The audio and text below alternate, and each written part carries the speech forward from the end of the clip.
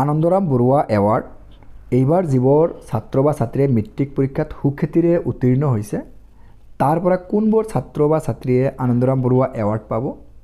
So Anandaram Barua এৱাৰ্ডটো 2005 চনৰ পৰা আৰম্ভ হৈছে আৰু এইটো বৰ্তমান কৰা হৈছে কি আনন্দৰাম বৰুৱা কেশ এৱাৰ্ড স্কিমৰ আণ্ডাৰত এটা কেশ টকা যিবোৰ ছাত্ৰ বা ছাত্ৰীয়ে এটা নিৰ্দিষ্ট পাৰ্চেণ্টেজ লৈ মেট্ৰিক পৰীক্ষাত সুখ্যাতিৰে উত্তীৰ্ণ হৈছে তেখেতসকলে পাব। সো কিমান পাৰ্চেণ্ট লৈ পাছ কৰা ছাত্ৰ বা ছাত্ৰীয়ে এই আনন্দৰাম বৰুৱা কেশ এৱাৰ্ডৰ টকাখিনি পাব। তো ছাত্ৰজনে কিমান পাৰ্চেণ্টেজ লৈ পাছ কৰিলে এই এৱাৰ্ডটো পাব, এই কথাখিনি আজিৰ ভিডিঅ'টোৰ আলোচনা কৰিম। আৰু লগতে আনন্দৰাম বৰুৱা যিটো কেশ এৱাৰ্ড সেইটো পাবৰ কাৰণে ছাত্ৰ ছাত্ৰীখিনিৰ কি ডকুমেণ্টছ আজিয়েই ৰেডি ৰাখিব লাগিব সেই কথাখিনিও আলোচনা কৰিম। আৰু কিমান টকা কেশ প্ৰাইজ পাব, যি মানে পইচাখিনি পাব সেই পইচাটো কিমান পইচা পাব, আৰু এই আনন্দৰাম বৰুৱা এৱাৰ্ডটো দিয়াৰ মূল এইটো কি এইখিনি কথা আজি ভিডিঅ'ত আলোচনা কৰিম।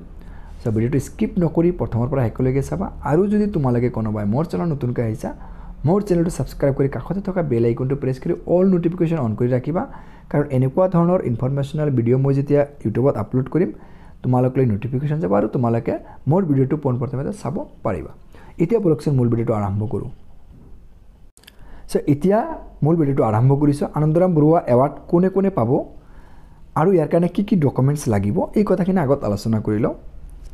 সো আনন্দৰাম বৰুৱা এৱাৰ্ড সেইবোৰ ছাত্ৰ বা ছাত্ৰীয়ে পাব যিবোৰ ছাত্ৰ বা ছাত্ৰীয়ে এইবাৰ মেট্ৰিক পৰীক্ষাত 75% বা তাৰ ওপৰত নাম্বাৰ পাইছে। 75% বা তাৰ ওপৰত নম্বৰ প্ৰাপ্ত ছাত্ৰ বা ছাত্ৰীয়ে আনন্দৰাম বৰুৱা কেশ এৱাৰ্ড স্কিমৰ আণ্ডাৰত মানে 12,500 টকা কেশ প্ৰাইজ হিচাপে পাব।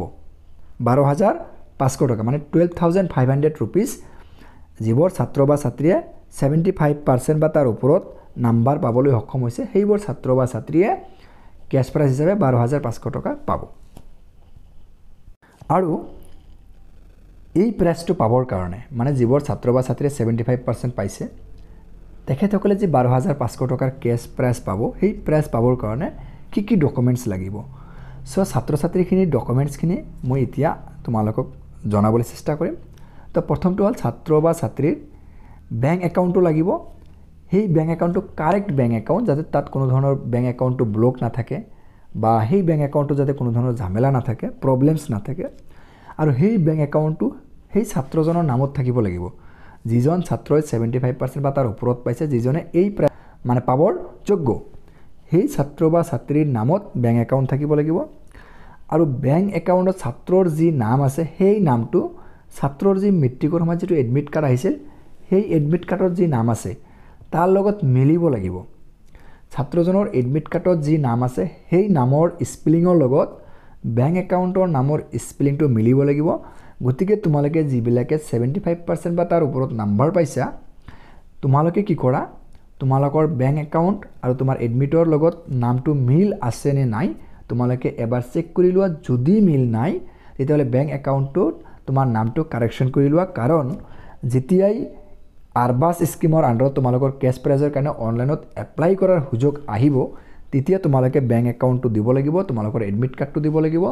বেংক একাউণ্টত তোমাৰ নাম আৰু এডমিট কাৰ্ডত তোমাৰ নামৰ লগত যদি নিমিলে তেতিয়াহ'লে তোমালোকে কিন্তু এই কেশ প্ৰাইজটো পাবলৈ সক্ষম নহ'বা।